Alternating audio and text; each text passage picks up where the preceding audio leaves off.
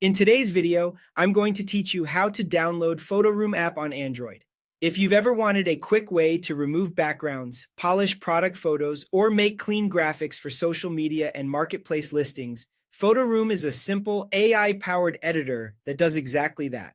Let's get it onto your phone in a few easy steps. Start on your Android device and open the Google Play Store, the app with the multicolored triangle icon. Before you go any further, check that you're signed in with the Google account you want to use for downloads and updates. You can confirm this by tapping the profile picture in the top right. If needed, switch to the correct account so the app is tied to it for future updates.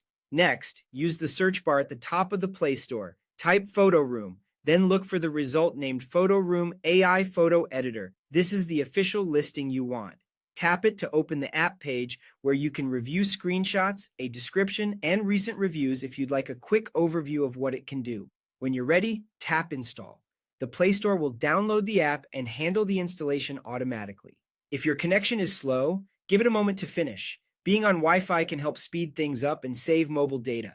If your device is low on storage, clearing a little space first can prevent interruptions. Once you see the open button, you're good to go. Tap open right there in the Play Store, or find Photoroom on your home screen or in the app drawer.